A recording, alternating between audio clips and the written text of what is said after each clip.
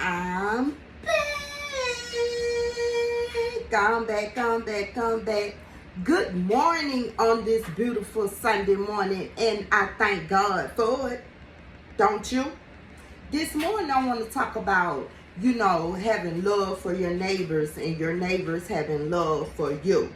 So I got up this morning and came in the kitchen, and I was going to fix me something to eat.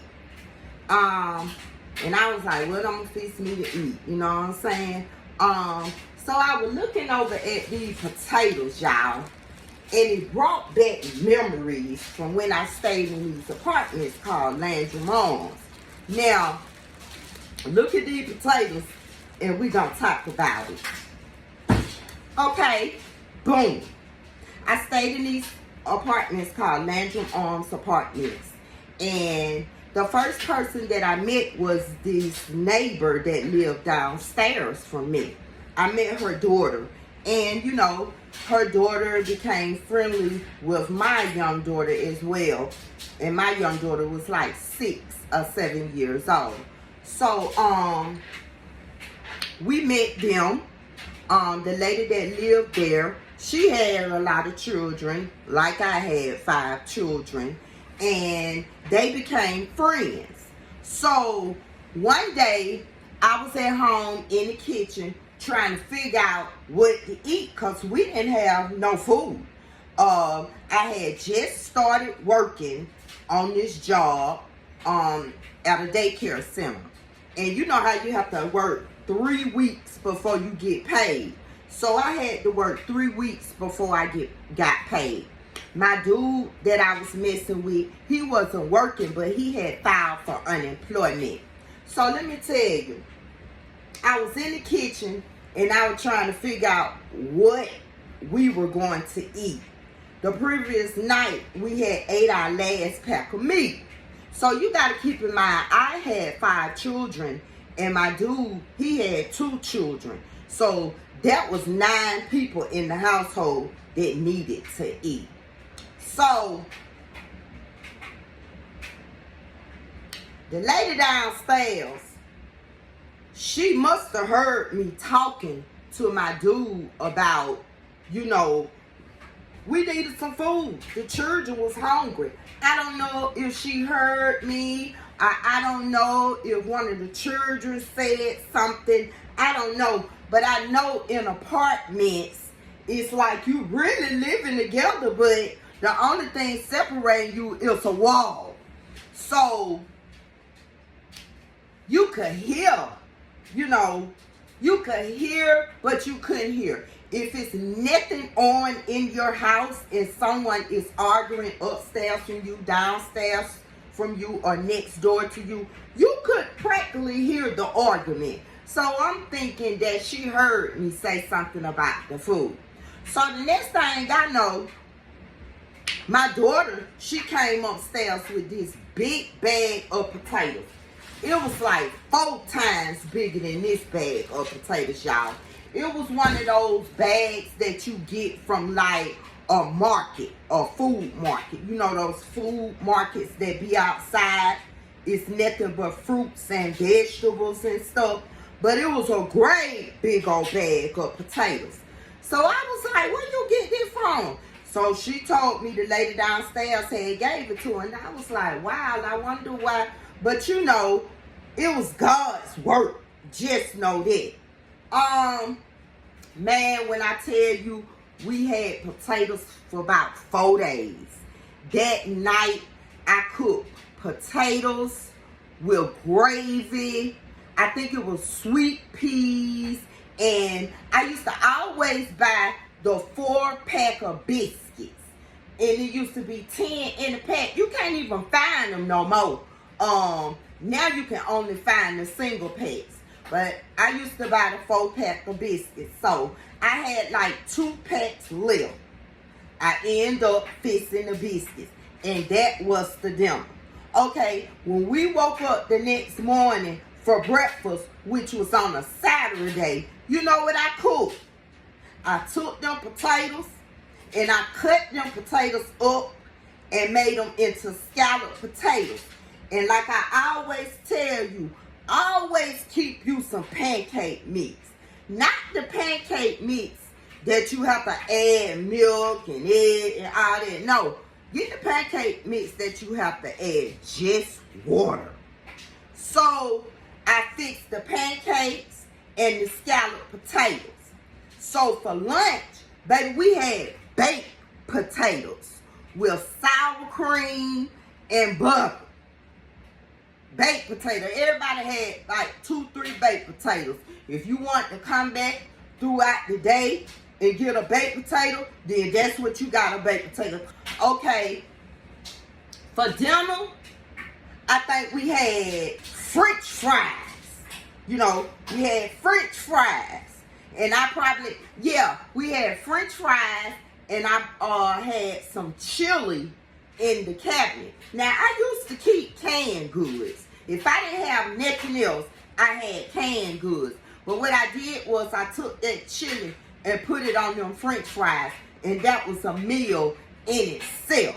You see what I'm saying? You can do so many things with potatoes. And the point that I'm trying to make is,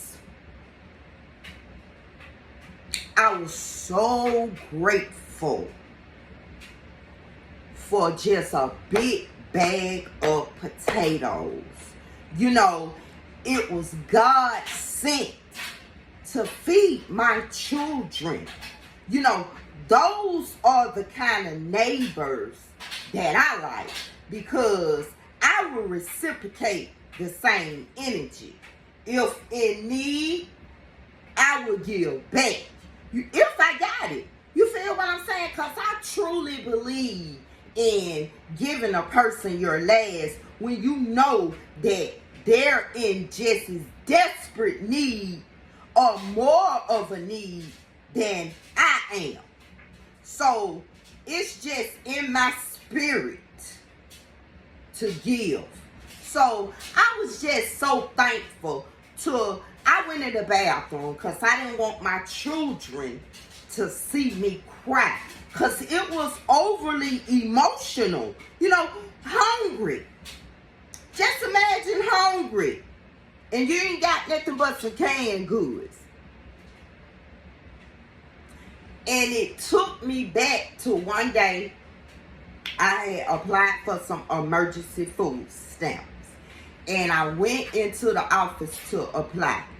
And the caseworker, she was handling my case. That's when they used to do the cases manually. You know, manually, for those who don't know how to expand your vocabulary. Manually, they wrote everything down. They kept everything in like, what they call those things? They're drawers, but a file cabinet. They kept everything in a file cabinet. So I was talking to her, so her smart ass, I thought she was being smart at first, but as I thought about it when I got older, she wasn't being smart, she was just helping me.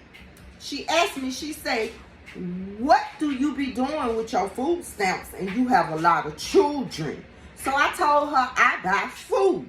So she said, consider doing this monthly. She said 1 month when you go to the grocery store to buy your food, she said make sure you stock up on the rice, on the flour, on the sugar, you know, on the pancake mix, on, you know, stuff of that nature. And then buy your other groceries. And then the next month, you'll stock up on maybe cereal and stuff like that. You know, I used to freeze my milk, stock up on the milk and stuff like that. So I was saying, why this bitch talking to me like that? Yeah, I buy my children food. I'm just in a bad space right now.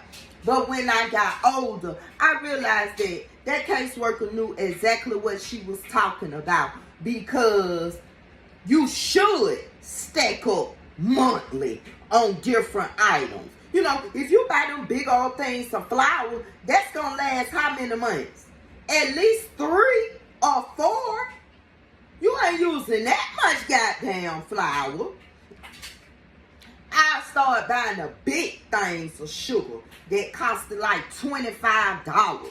I started buying big cornmeal packs and stuff like that. You know, after I realized it, and that was years later. You feel what I'm saying? But I just wanted to come to y'all and say, it's a lot of us on the Section 8 program. It's a lot of low-income people. It's a lot of people really struggling right now, y'all. You know what I'm saying?